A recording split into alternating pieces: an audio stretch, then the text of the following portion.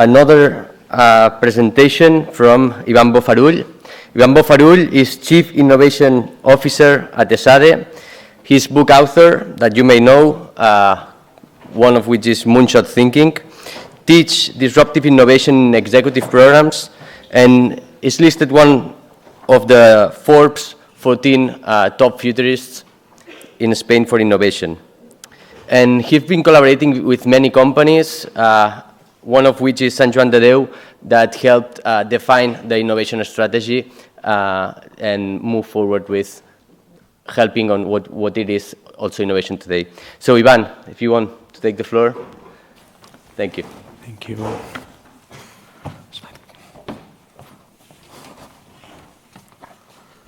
Thank you, Arnau.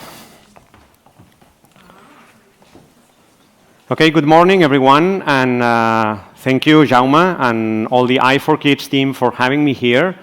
I am really excited to be here, and it is not just saying for the sake of saying, I'm really excited to be here, right?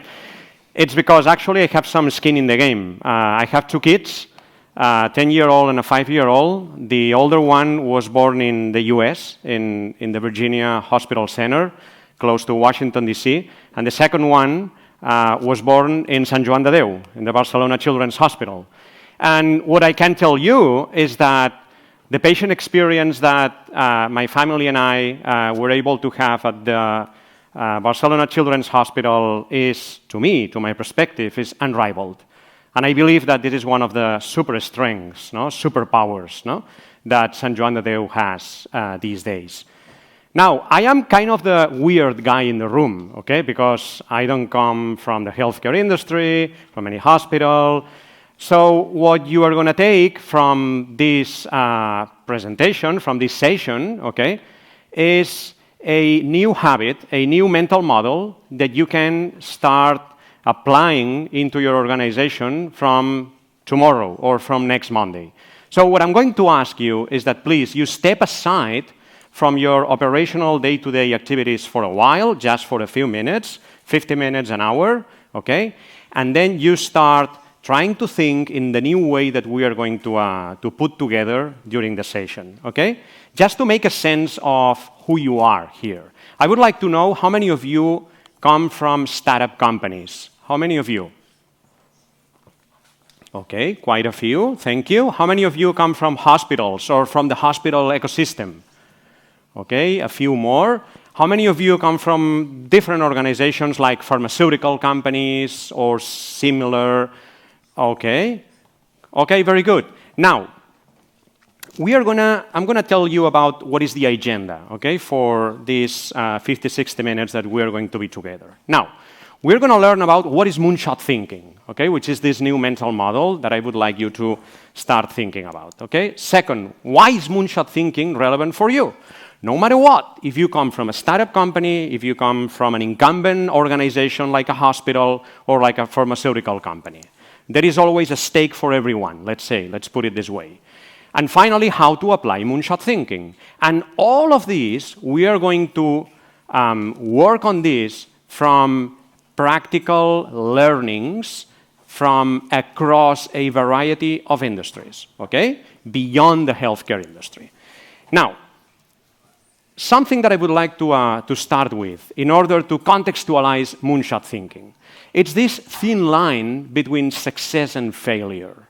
Most of the organizations here, and again, no matter what, if you are the Sant Joan de Déu or if you are a startup company trying to improve, trying to add 10 times more value in a specific aspect of the industry, no matter what, most of you are successful organizations, successful institutions. However, again, the line between success and failure is so thin. And this is specifically relevant for those organizations like ESADE, a business school that I represent here, or like Sant Joan de Déu, one of the most successful hospitals around. It's especially true when you have such a strong identity, okay? When organizations have a super cool and strong culture, the difference between this strong identity and culture and self-complacency is very, very, very thin. And this is something that Andy Grove, the founder of Intel, mentioned a number of years ago, a number of decades ago, right? So success, in a way, breeds complacency, right? And complacency breeds failure for everyone. And he said something that might sound a little bit weird, but we will get a sense of what he meant, okay, throughout the presentation. Only the paranoid survive, okay? So before we start talking about why moonshot thinking is relevant and what is moonshot thinking, we should understand, we should have a sense about how do organizations like yourself survive down the road in the long term, okay? And the reason why I'm saying that is because I strongly believe that moonshot thinking is let me put it this way, and sorry about that because some of you might be doctors, might be from the healthcare ecosystem and so on. It's like the antioxidant of organizations, okay? Now, there are basically two types of organizations: startup companies and incumbent companies, okay? Let's say you are starting or you are an established organization, an established company.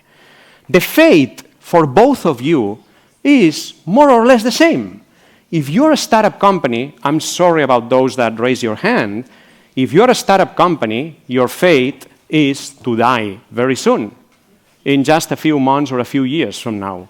That's the fate of most startup companies, unless that you are able to scale up, which means, in a way, to make something which is unique very repeatable in the future, which is quite a contradiction, quite a dilemma, and that's the secret sauce of startup companies.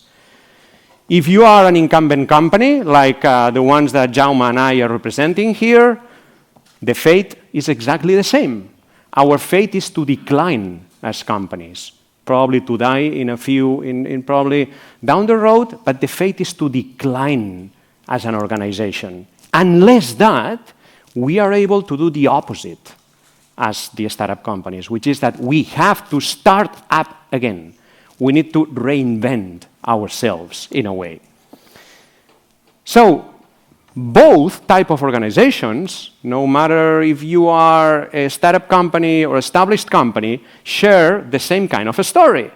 And it's a story of transformation and perseverance in a way. And this is more true than ever these days, because innovation is basically, and specifically disruptive innovations, are basically non-linear, which means that there is a premium, there is a non-linear benefit for just sticking around. You need to stick around long enough to benefit from the non-linearities of innovation. Exponential technologies and exponential developments are always deceptive in the beginning. And Roy Amara, one of the famous computer scientists in the 70s, he said the so-called Amara's law that says that most exponential technologies, we overestimate them in the beginning, in the first stages of development, in the first few years. However, we underestimate them. We underestimate the impact of those technologies and those combinations of technologies in the long term.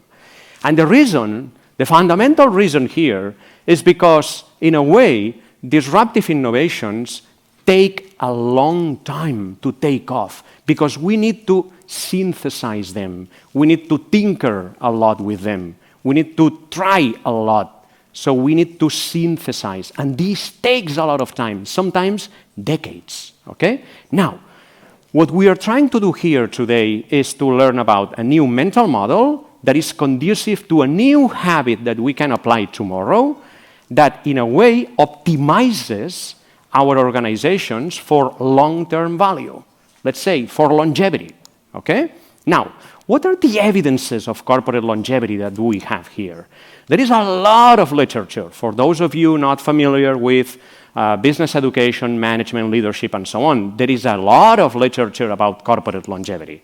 However, I want to stick with just one, which I believe is a good synthesis of what corporate longevity is about.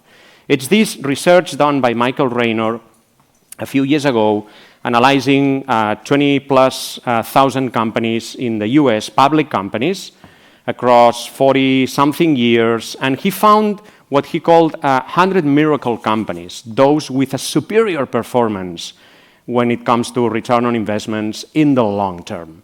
And what he found was basically two things. Those companies did not compete on price, but they differentiated. So he called that rule better before cheaper. And the second rule was something like revenue before cost. So as a company, as an organization, as a startup company in a few years from now, always be thinking about opening new options for growth, for revenue growth. On top of this, there is something, when it comes to revenue growth, there is something which is the real challenge and dilemma for organizations and for companies altogether, which is that we need, in a way, when we innovate with the famous S-curves, we need to jump from one curve to the next, from one curve of innovation to the next curve of innovation. And doing that carries out a dilemma, which is that we need to replace profits in the short term for potential profits in the long term. And this is a sort of an innovator's dilemma that we are going to talk about in a while. So, we want to find out about a mental model that is going to help us to open new growth options in our organizations, that is going to incentivize differentiation, and at the same time is going to help us to solve this innovator's dilemma that we were mentioning. So let's try with moonshot thinking, or so-called 10x thinking, as opposite to incremental 5% or 10% thinking, okay? As you probably know, as some of you might know, moonshot thinking is inspired or is informed by the moonshot, which was the moonshot in the 60s and the famous speech by President Kennedy. So moonshots basically have a lot of inspiration, that's true, have a lot of setting a new belief system. Not everybody believes in a moonshot, so in order to set up a moonshot, in a way, you gotta have some sort of contrarian leadership, right? But at the same time, and this is the most important aspect of any moonshot, is that it has to be credible. And credibility is founded on your ability to execute. There is no moonshot without ability to execute, to making that a reality, okay? If there is one company that in the last 10 years has popularized the term moonshot in the corporate arena, in the organizational arena, is Google. Google set up a moonshot factory, a so-called moonshot factory, Google X, 12 years ago. The leader of the moonshot factory is Astro Teller, and they define moonshots as a mindset that you use to approach a relevant problem by designing radical solutions by using a combination of exponential or breakthrough technologies. But for the sake of this session, what I like to do is to simplify. So I like to talk about moonshot thinking as a mental model, as a mindset that we use to take our organization, our startup, our project, our company to the next level. In order to maximize, always with having this in mind, to maximize not short-term results, but long-term value. Now, what is not moonshot thinking? Moonshot thinking is not only about ideation. True, it's part of the process. It's probably in the earliest stages of moonshot thinking, but it's not about ideation only. Moonshot thinking, as a strategy, is about making choices. When you think about moonshots, when you want to bet for something in an asymmetric way, you need to make choices. And making choices means accepting trade-offs. I'm choosing A, I am putting B aside, right? So one of the keys of moonshot thinking is how you go from optionality to choices. You can widen the number of options, but at the end of the day, you have to choose. You want to choose. You want to make strategy. You want to choose among alternatives. And moonshot thinking is not only about 10x only. And the reason is very simple. It's about the compounding effect of 10%. Even Albert Einstein mentioned that compounding was one of the 8 wonders of the world, right? So when we start a project with the mental model of moonshot thinking, it's true that our North Star is a 10x improvement. However, we are going to start in the next month or couple of months with a 10% improvement that is going to compound over time. And in order for compounding to happen, one of the key messages here is that you want to avoid silos in your organizations. One of the main problems, I'm pretty sure about that Jaume has at the Sant Joan de Déu Hospital is silos. Silos between different departments. Because when organizations are so much siloed, then innovation cannot compound. And that's one of the secrets of exponential innovation. We're going to try this here with a very quick exercise, okay? So let's say that you are the CEOs of an airline company. I'm specifically and on purpose taking you out of the healthcare industry, okay?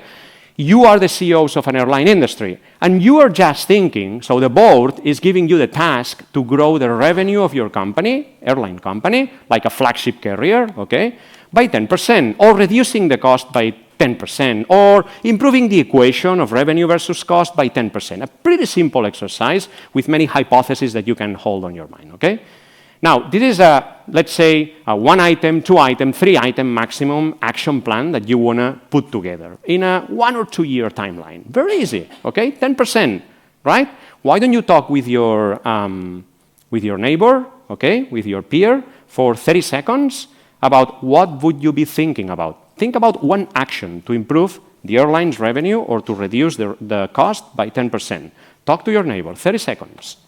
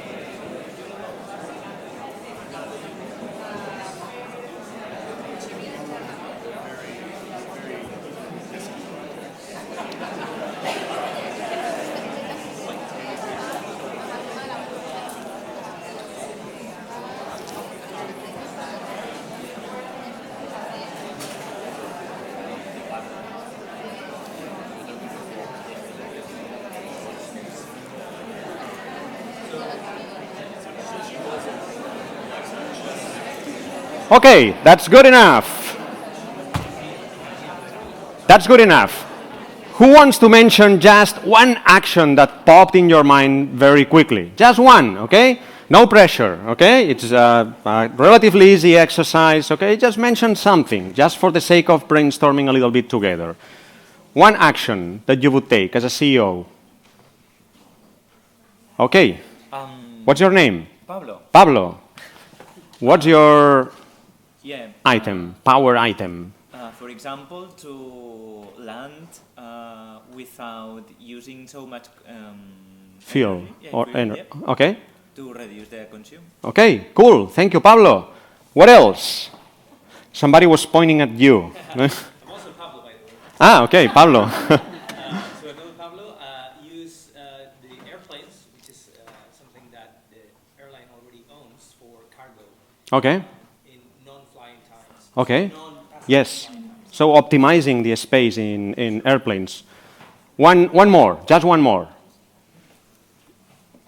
From here. Who are you pointing at? Okay, sorry. What's your name? Jordi. Okay, increasing the price ticket. That's one of the most obvious ones. Of course. That's very good. But now, would you increase the price ticket by 10x? What do you think? No? So now, let's say that the company has a new ownership from the Middle East, okay? And the new ownership is asking the executive board of the company and the CEO, who are you, is asking to, instead of growing by 10% or reducing costs by 10%, they are asking you for a 10x improvement, a 10 times improvement, okay? With a timeline which is more longer term, a 10-year timeline. So think about it with your neighbor again for 30 seconds, okay? And we come back to you. What would you do? What would you do? Not an action plan, but an idea.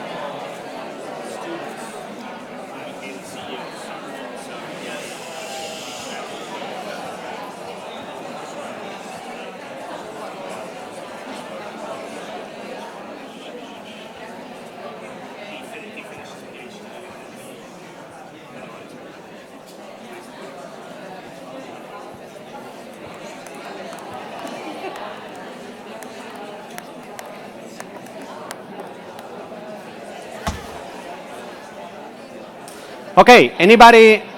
I am not expecting you to have, you know, like the greatest solution ever in the airline industry, right?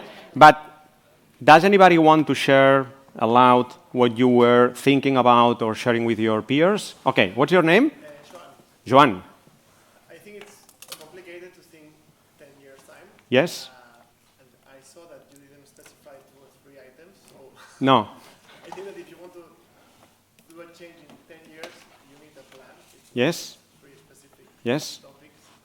So that's what we were discussing right Okay. now. It's hard to focus on just Yes. specific things. But we were thinking like finding secondary airports in touristic destinations that they would reduce the cost of landing there or taking off from there. Okay. But it was difficult. Okay. Okay, but that's a very cool one. So you were going beyond the short. So you were thinking more along the lines of a new architecture, designing new routes, and so on. No, designing a new system altogether, right? Okay, thank you, Joan. What's your name? Rodrigo. I think the goal of our airline company is to bring people somewhere. I will do that without the airplane. Okay. Build a new solution for doing that. Yes, that's very cool. Renewable energy or something. Yes, that's very cool, Rodrigo. So you would get rid of your usual assets, right? Thank you, Rodrigo. Very cool. Up there, what's your name? Okay, Jennifer's team. We had the same idea because, especially in light of climate change, that it would either need radical technology or a completely different way to move people, because people don't want to contribute to climate change and need new ways to get around. Okay, thank you. Cool, super, Jennifer. Anybody else? Just one, okay? Oi, oi. Wow, you're so excited, yes, to share your idea. Who are you? What's your name? I'm Marichel Marichel. from Pediatric. We were discussing that, and because people want things that are environmental friendly, so it's related to that, we will beg to have solar power. Okay. Okay. Okay. Very cool. Thank you, Marichel. We are going to come back to the exercise at the end of the session, okay? So we still have 30-something minutes to go, okay? And we'll come back, okay? So those of you that were raising your hands, okay, we'll come back to this, okay? Now, what I can basically tell about what I have been hearing about from you is that, so when we try to see the differences and challenges, no, when comparing 10% and 10x, so there is a couple of them that I want to highlight now, and then a couple of them that I will highlight and emphasize at the end of the session, okay? But for now, it's good enough to say that when we think about a 10% improvement, we usually focus on competition, right? So we are at ESADE or we are at Sant Joan de Déu, and we look at other business schools, other hospitals in Europe, that we focus on competition, right? And competition is basically a zero-sum game, right? Zero-sum games are zero-profit games as well, right? In the case of business schools, we look at rankings. In the case of hospitals, same thing increasingly. You look at rankings and so on, right? And you basically focus on the existing assets. You focus on your existing products. You focus on your existing customers, right? And you try to improve a little bit the efficiency of those assets. You try to improve a little bit the satisfaction of those customers with your existing products, or you try to launch a new product for the same customers, etc. But you basically focus on the existing, right? In the case of an airline company, you try to probably improve in-flight sales, you try to improve fuel efficiency, you try to improve the efficiency of your check-in process, and so on. So your mental model, we are going to talk about mental models today. Your mental model is basically products, which in an airline company is flights. It's basically assets, which is airplanes, and it's basically customers, which is basically passengers in an airline company, right? But when you are thinking 10x, this doesn't work anymore for you. This mental model doesn't work anymore for you. You cannot improve your efficiency by 10x or improve your customer satisfaction by 10x, or if you have products and assets and customers in mind, okay? Now, and focusing on your competition doesn't work anymore. You cannot outpace your competition by 10x, right? Keep thinking about it, and we're going to come back to this at the end of the session, okay? Now, why is Moonshot thinking relevant for you? Why is 10x thinking relevant for you these days? We're going to learn about this by taking lessons from both disruptive companies and disrupted companies, okay? So, starting with disruptive companies, what disruptive companies basically and fundamentally do specifically well is that they are able to de-risk. And this is a little bit counterintuitive these days, right? They are great de-riskers. They are able to hack the code of innovation and to de-risk every aspect of the code of innovation. So let's try to understand what is the code of innovation. What is innovation for you? I know a couple of people here who are experts in innovation, so I don't want you to answer to this, but what is innovation to you? Just what pops in your mind? Very quickly, what is innovation to you? In very easy words to understand. What is innovation? Anybody? What is innovation to you? Not an exhaustive definition of innovation, but one thing that you believe is innovation as a definition. What is innovation to you? You guys here in this area, what is innovation to you? Novelty, okay. What else? Improvement. What else? New solutions. What? Creating a new need. Creating a new need, okay. What else? Change. Cool, very cool. Innovation starts with a creative process, actually. This is how it starts, right? And it's a creative process that we use in order to find new solutions, right, for a problem that is relatively relevant for us or for the industry or for society as a whole, right? However, innovation has a very important aspect, which is that it has to be viable, as James was saying before, right? So there is a component of innovations which is having a market, right? And it has to be defensible, right? An innovation might be extremely creative, might be solving something extremely relevant for us, for our hospitals, for society, right? It might have a huge total addressable market. However, we cannot make it defensible, right? Because we don't have a technology, an IP, a process, whatever that creates a moat around that innovation and makes it defensible against others, right? And finally, it has to be doable. So execution is the greatest, the most determinant component of innovation. We might have a super creative innovation with a huge total addressable market.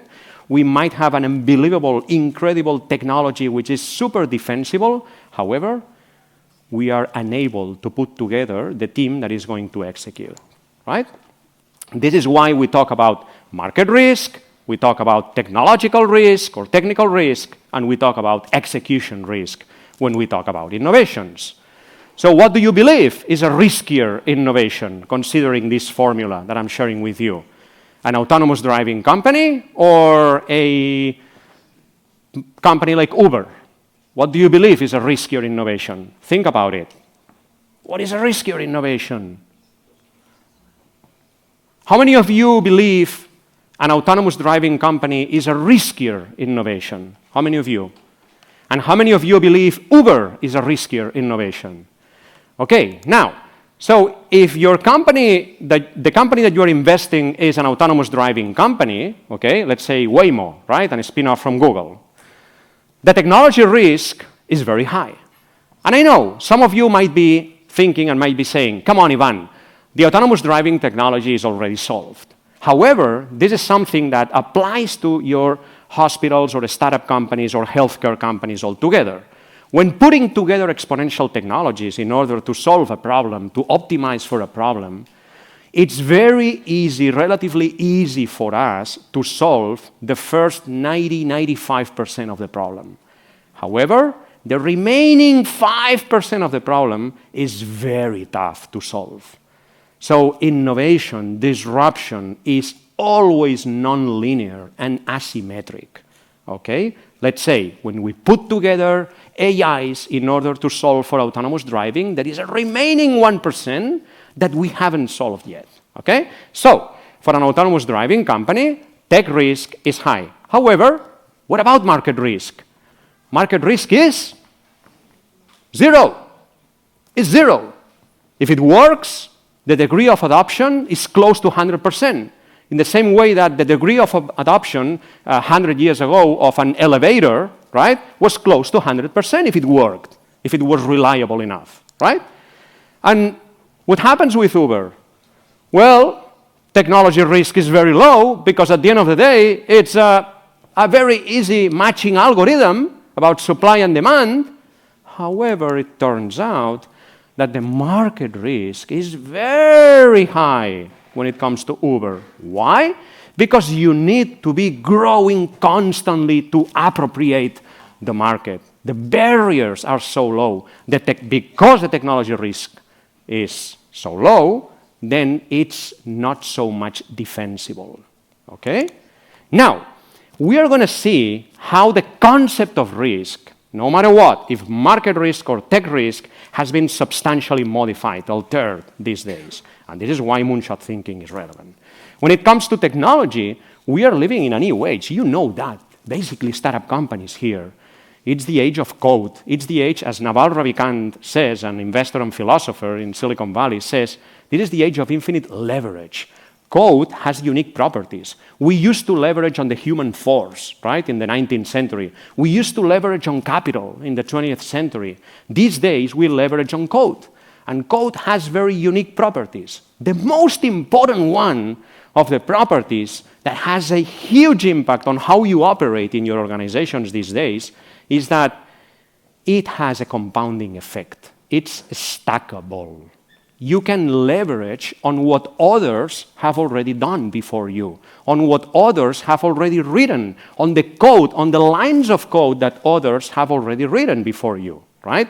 So here is the counterintuitive thing.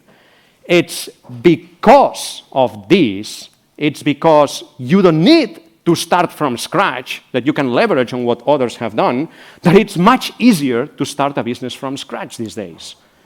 And actually, it turns out that when you put together the main technology platforms these days, from DNA sequencing to machine learning to automation, robotics, etc., there is one common characteristic of these platforms, and is that if I try to open them, wide open them, and to look at the DNA of each of these platforms, I take robotics, I take DNA sequencing, I take another platform which might be machine learning, whatever, no matter what. I take every single of these platforms, and all of them have zeros and ones inside, which means that I can combine them faster than ever before and creating this stackable and compounding effect that we were mentioning. So tech is more accessible than ever. Now, what about market? It's the same thing. Marc Andreessen, one of the iconic VCs in the Valley that James knows about for sure, he mentioned more than 10 years ago, 10, 11 years ago, in an iconic piece at the Wall Street Journal, he said something, a sentence that many of us have used throughout the last 10 years, which is, software is eating the world. What he meant is this. I'm going to tell you about this with an example. Let's take a company like Uber. Uber is disrupting how I go from A to B. It's not disrupting the experience of driving, if you love or if you like to drive. Netflix is disrupting I want to watch this content here and now, but it's not disrupting the experience of going to the movies with my kids. Zoom is disrupting I want to connect with you here and now, but it's not disrupting the experience of being all together in the i4Kids event here today. Amazon is disrupting I want to get this here and now in 2 hours, okay, or tomorrow, the latest, right, this stuff. But it's not disrupting the experience of wandering around in Passeig de Gràcia in Barcelona, right? So what is Uber exactly doing? Uber is, first of all, scanning an existing business model of existing companies, of an existing industry, which might be the automotive or mobility industry, whatever, doesn't matter. It's scanning an existing business model. It unbundles the business model. It means that it breaks it down into different pieces, and then it basically takes just one piece away. And this is something that you can apply no matter to mobility or to healthcare. Just one piece away, which is a codifiable piece, an algorithmic piece, which is the ability to go from A to B, which is an algorithmic problem. There are many algorithmic problems in the space of healthcare that you can solve, okay? Now, that's why when it comes to market, you don't need, so you can really start a business from scratch because you actually don't need to start from scratch. That's the contradiction that we mentioned before. It's because you can go and unbundle an existing business model and just taking one piece away, the algorithmic piece. And one of the virtues of doing this is that you actually don't compete head-to-head with the existing players. A company like Uber doesn't compete head-to-head with Volkswagen or Toyota or whoever. It doesn't compete head-to-head. What it does is that it creates an entire new pie. An entire new pie with new cases, new use cases, and actually an entire new pie is one of the reasons why disruptive innovations happen, because incumbents usually don't pay attention to a new pie. They always compete for market share with the existing players in the industry. So this is why these days technology and market outreach is a new abundance. We can say it this way. And the greatest scarcity has to do with execution. We're going to learn about this new scarcity from the lens of the disrupted companies, and then we'll land it back to the exercise that we were working together. So the main lesson from disrupted companies is that when we study companies that have been disrupted, industries that have been disrupted, it was not because of lack of technology or lack of marketing capabilities, right? It was not because of that. And I'm going to give you a number of examples. So the reasons why companies are disrupted are basically because, I'm going to mention just 2 reasons for failure. One is too much focus on technology. Remember, Kodak had the digital camera inside. This is Steve Sasson, the researcher who put together the digital camera at Kodak. This is the picture phone, an anticipation of what the iPhone would be at AT&T in the year 69, the year of the Moonshot, by the way. And it's also because of too much focus on following trends. You know that when you are following trends, you are always late because you are following, right? And we have seen this with many companies where James lives, right? We saw Ford setting up a Palo Alto center, an innovation center in Palo Alto. Walmart setting up Walmart Labs in Silicon Valley as well. General Electric, one of the greatest failures in the last few years, transforming itself into a software company, as Jeff Immelt was constantly saying, and setting up a center in Silicon Valley as well, right? There is research these days that has found out that most of the trends, we follow them because what we are trying to do is to send a status signal, right? We are, in the mood, okay? We are trying to send a signal to our peers in the industry by following trends. However, the new scarcity is focus. Focusing. That's the new scarcity. Because we live in a world of infinite options, of infinite trends to follow. Even Steve Jobs was saying that innovation is saying no to 1,000 different things. Dory Clark, an innovation consultant, she always says that disruptive innovations start with this, which is white space in your table, right? And A.G. Lovely, one of the greatest strategists in the last 20 years, he used to be the CEO at Procter & Gamble and then a strategy professor. He said that he was always pursuing a strategy of strategic abandonment because a strategy is basically choice. And choice for you, if you are a pharmaceutical company, a hospital, a startup company, no matter what, strategy and choice start by asking, what business are you in? What business are you truly in? Not what is your product, not who is your customer. What business are you truly in? Let's say Apple and the iPhones. Are they in the business of smartphones? Maybe yes, but maybe not. They might probably be in the business of luxury or in the business of signaling, right? And it is the reason why when you take the smartphones, the iPhone's market share is less than 20%. However, its market share in terms of profitability is more than 80% of the whole profits of the industry, because they have understood that they are not in the business of that product specifically, but in a different type of business, probably signaling or luxury. So one of the greatest challenges that you have is how you go from options to choice, to one choice.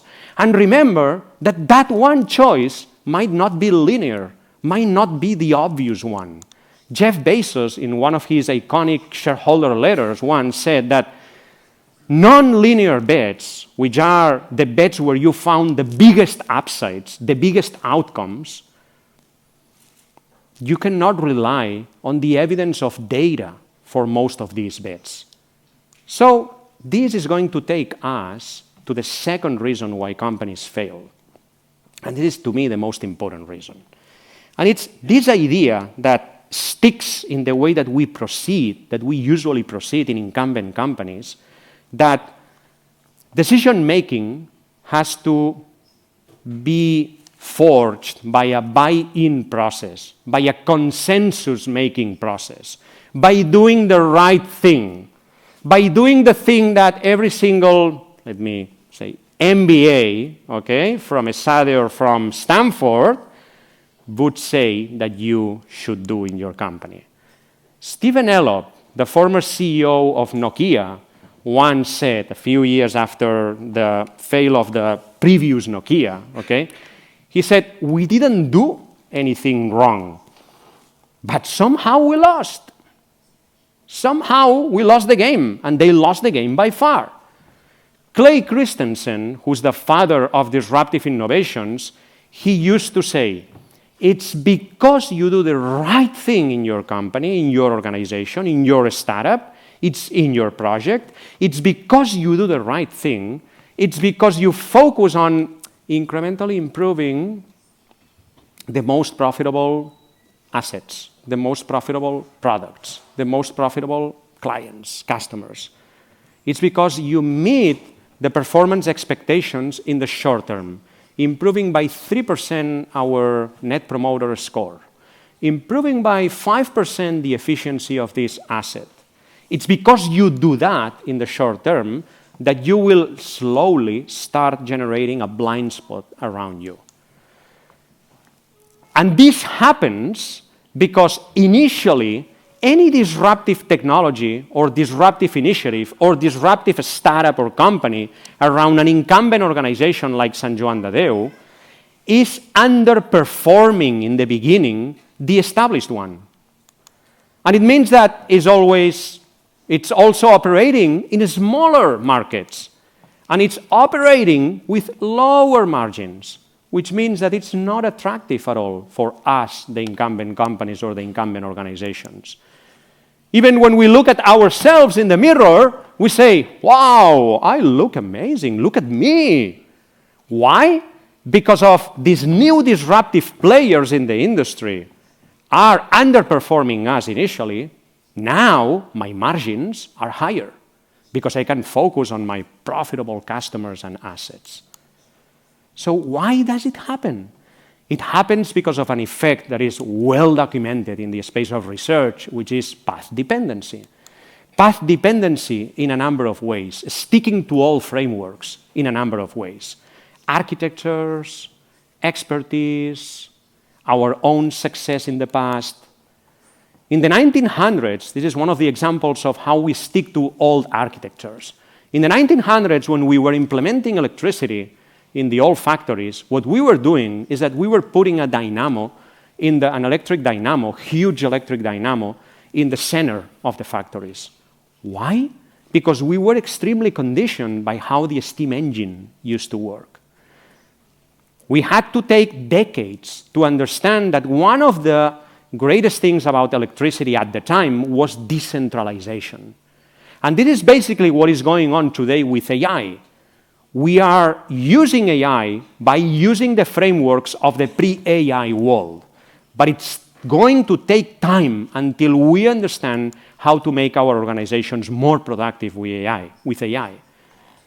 This is the reason why the Teslas, which are an architectural innovation, not a technological innovation, this is the reason why incumbent companies are taking it's taking so long for them to catch up with Tesla. But we have a number of examples when it comes to our path dependency in terms of expertise and past success. Some of them very hilarious. In the 1985, in the 80s, McKinsey made a prediction for AT&T about what was going to be the size of the cell phone market. They said that the size would be close to 1 million subscribers in a few years from when they made the prediction, but it turned out to be more than 100 million. They missed the forecast by 120 times altogether. In 1977, Ken Olsen, the founder of one of the most iconic companies at the time, the Digital Equipment Corporation, said that there was no reason why we would have personal computers at home. Marty Cooper, the inventor, not the founder of a company, but the inventor of the cellular phone, said that cell phones would not replace at all traditional wire systems. Mike Lazaridis, the CEO of BlackBerry in 2007, said that camera phones would be totally rejected by corporate users. And this guy, in a pretty hilarious way, histrionic way, some of you will have watched the video a number of times. There was a guy, a CEO of an iconic company that said, there is no chance that the iPhone is going to get any significant market share. No chance at all. And he was like laughing at the iPhones. This guy was Steve Ballmer, the CEO of Microsoft at the time. And finally, there was another guy who, as his biographer mentioned a few years ago, was saying, that is the dumbest idea I have ever heard. When somebody from his team presented a new product called iPhone. That is the dumbest idea I have ever heard. Who was this guy? Jobs, exactly. And why did Steve Jobs say that? Why did he say that? Because he was fearing to cannibalize an existing successful product at Apple that had helped to turn around the company at the time, which was the iPod. So, probably, when it comes to the decision-making in your startup companies or incumbent companies, what you want to do is not the right thing, but you want to do the non-obvious thing. You want to reverse engineer the decision-making process and start by asking, what if we could improve by 10x or 5x or 2x, doesn't matter, something that looks totally irrational to you in the short term. And then you do a second question, which is, what needs to be true for this to happen? Because innovations, disruptive innovations, are oblique in a way. We cannot assess them with a linear mindset. The smartphones, the iPhone, was not disruptive to the existing cell phones or smartphones of the moment. It was disruptive to an aspirational idea of a personal computer put in our pockets. The Teslas in the last few years have not been disruptive to the existing hybrid or electric vehicles, but they have been disruptive. They have made accessible to some people an aspirational idea of the vehicle of the future. This is why Chang Kim, through his Blue Ocean strategy many years ago, he mentioned something which is truly relevant for incumbent and startup companies altogether, and is that customers do not have to be king or queen all the time, because they are going to always be asking for that 5%, 10% improvement in the features of your product. And this is why, in one of the most famous quotes in the history of innovation, Henry Ford, more than a century ago, said that famous sentence, that famous quote, that if I had asked people what they wanted, they would have said faster horses, of course. This is why you need a different lens. You need a different mindset. How do you apply this? And with this, we are going to wrap up the session.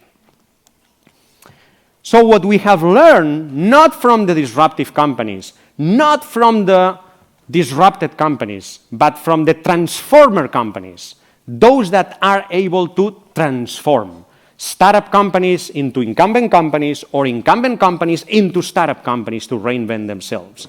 Those companies that are able to transform themselves, they apply this different lens in a systematic way. They force themselves. Larry Keeley, one of the greatest minds in the space of innovation, used to say that innovations basically fail not because of a lack of creativity, but because of a lack of efficiency and approaching to them in a systematic and disciplined way, right? So when it comes to we look at disruptive innovations from the demand space, what we will see is that one of the highest market risks that we face is not crossing the chasm of adoption. And we cannot cross it unless that we don't put together 10 times or 10 times improvements, 10 times innovations, right? Tom Perkins, who was one of the founders of the venture capital industry in Silicon Valley, used to say, if it's not 10 times better, it's not better, actually. Thomas Thurston, who has been analyzing disruptive innovations and doing research about disruptive innovations in the last few years, says that one of his findings is that 10% improvements are very easily neutralized by incumbent companies. There are only two ways that you cannot be neutralized. Either you don't show any improvement at all, which is quite difficult, not showing any improvement at all while at the same time improving a lot, or you get a 10 times improvement that incumbent companies cannot catch up with. However, one of the most important messages here is that this 10 times improvement, this 10x thinking, should be applied to just one thing, one choice, one characteristic, in the same way that Henry Ford, more than a century ago, applied 10x thinking to the time to assemble a vehicle, not anything else. In the same way that IKEA improved by more than 10x the cost of shipping furniture, not anything else. In the same way that Zara improved by more than 10 times the time to market, not anything else. In the same way that Google improved the storage of email by 500 times, not anything else than that. From the supply side, the highest risk of our organizations is our inertia. Remember what happened to Steve Jobs, right? So the best companies are those that are not afraid to cannibalize their most successful products. And coming back to Andy Grove, one way to do that is to force ourselves to go to the fringes and to disrupt ourselves. Now, let's go back to the 10% and 10x exercise that we did before. We said that we were not able, so this mindset, this mental model of focusing on competition was not valid anymore for us, was not useful anymore for us. So when you are trying to improve by 10x, what you want to do is to focus on not competing. Not focusing on competing on your traditional competitor map. Focus on not competing, on finding a zero market risk space, on finding a monopolistic space. Look at Ajay Banga, the CEO of MasterCard. He declared war to cash, not to Visa, not to American Express, not to anybody else. He declared war to cash, a zero market risk solution. So when you are in the 10x space, the mental model of products and clients is not going to work anymore. You will need a different lens, and you will have to start from scratch, from first principles. And the way that you want to start from first principles is by going to the problem that you want to solve, not the products that you are trying to sell. So your mental model is going to be about problems, is going to be about the jobs to be done, the tasks, the underlying motivations from your end users that you are trying to improve. How are you trying to improve the specific motivations that your end users have?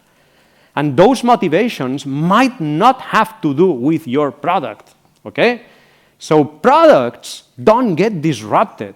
This is a mantra that you should stick with yourself at some point. It's not products what gets disrupted. It's tasks. It's underlying motivations. Uber does not disrupt the car or the automotive or the automobile industry. Uber is disrupting the taking me from A to B, an underlying motivation, just one specific aspect of the business model of incumbent companies. So going back to the airline industry, let's say that your mental model were problems instead of products, assets, or customers. Let's say that one of the problems that you might solve as an airline company is that you enable people to discover new places, right? And you put a certain combination of assets and products, airlines, tickets, and so on, aircrafts, tickets, and so on, to make that happen, right? So if you are enabling people to discover new places, you could probably develop a totally different company in the metaverse. Is that correct? In that regard, you would be unlocking non-customers. You would unlock the possibility to service those who don't actually fly, right? Which is a huge, bigger total addressable market for you. If you're a company like Accor, you could develop a project called Augmented Hospitality, unlocking non-customers, those who don't travel, by developing a platform that services the neighbors of the hotels that Accor owns or operates across the world. If you are Airbnb, look at this tweet from Brian Chesky, the CEO and founder of Airbnb. I think we are on the verge of a revolution in travel. And then he said, because of the remote work new paradigm, people are not just traveling on Airbnb, but they are now living on Airbnb. So in the same way, he is enabling those who don't travel but want to live at Airbnb. Clay Christensen, again, the father of disruptive innovations, he used to say, and there is a very important message here, that innovation is less. It's not about producing something new. It's about how you enable something new and important for the people that you care for. It's about enabling. It's not about producing something new. Another problem as an airline that you might be solving is enabling people to meet in a business context, in a corporate context. So you could develop instead a video communication tool instead of having airplanes. And by doing that, you would be probably unlocking non-competitors that wouldn't appear in your traditional competitor map that McKinsey or BCG would work for you. So, all in all, as a wrap-up, Moonshot thinking, 10x thinking, starting with a what if and what needs to be true, instead of focusing on our products, on our assets, on our current existing customers, starting with Moonshot thinking can actually boost, if we were a team, it could boost our defense strategy, right?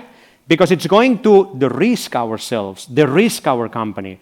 It's going to enable us to anticipate disruption, to minimize downsides, to see that competitor in the blind spot that we wouldn't have seen otherwise. And at the same time, it's going to boost, it's going to strengthen our offense as an organization. It's going to stimulate our optionality, our imagination. It's going to create those options for growth. Now, I want to leave you with 3 questions. There is an operating system for implementing Moonshot thinking that you can check out in the Moonshot thinking book based on 3 steps: anticipating, launching, and landing, which is about making choices. And I would like you to think about these 3 questions, no matter if it's for your startup company or for your incumbent company. What do you know about the nature of your industry, about healthcare, about the patient experience? No matter what. What do you know about the nature of your industry that nobody else in your industry knows about?